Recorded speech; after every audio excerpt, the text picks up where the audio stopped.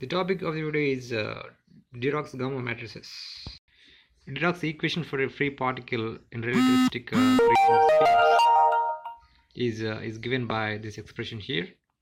And if you bring the quantity on the left hand side to the right hand side, we can write this equation this way. And if you multiply this equation by beta by h cut omega h cut c on both sides, in the first term we can write it outside like this, and in the second term we are writing it here. And if we send this beta by h cut c inside this open bracket, we see h cut c getting cancelled here in this first term, and in the second term it makes it beta into beta square, and one of the c's get cancelled, so mc over h cut. And in the next term we can write it this way, and then here h cut gets cancelled, so it will become this. Since this beta square is equals to 1, we can write this as mc over h cut. And then if you write it this way, and then if you write the terms involving beta together this way, then it will become this. But remember, this del dot alpha can be written as sum of 3 terms involving the components of alpha k, and then the components of del operator, which are dou by dou xk here in this case. And if you write them as a summation, it can be written like this. And here comes our new matrix called gamma matrix.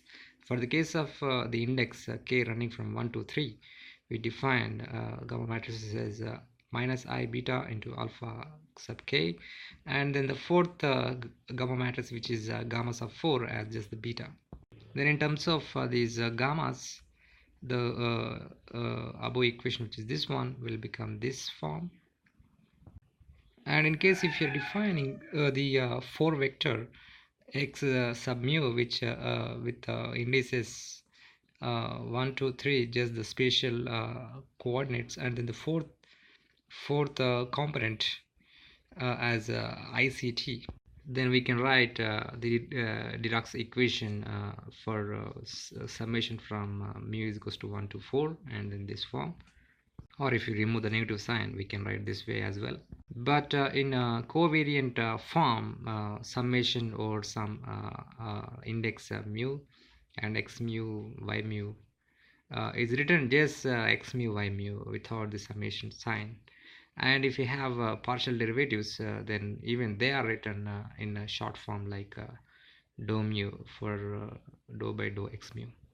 So the Dirac's equation in covariant form using the gamma matrices can be written just as gamma sub mu del mu plus mc over h cut operating upon psi will give 0.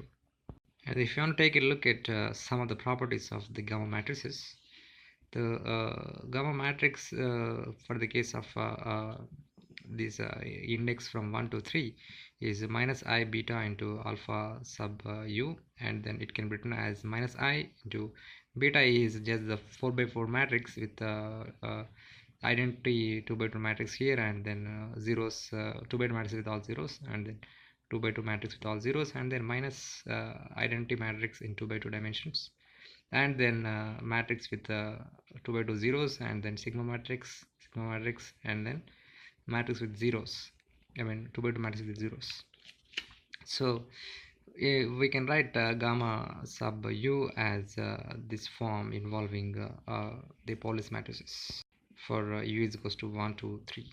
And for the case of gamma sub 4, the beta matrix is defined as I 0 0 and minus I, where the 0 is 0 of 2 by 2 matrix with zeros, and then this is also same, and this is identity operator with 2 by 2 dimension, and the same thing here as well.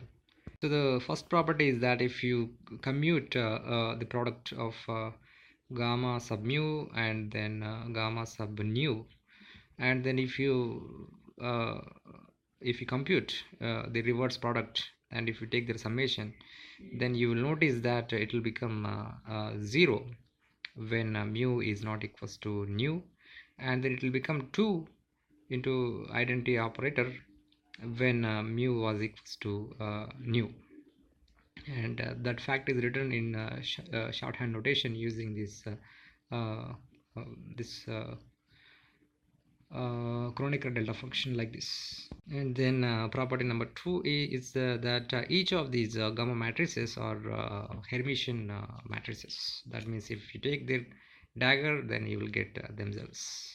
And then the next property can be if you compute the traces, all of them will have zero trace. Of course, the trace is the sum of the diagonal elements of a matrix. And the next property is that if you compute their product as gamma 1, gamma 2, gamma 3 and gamma 4, and if you call that as gamma 5, then even that's also Hermitian.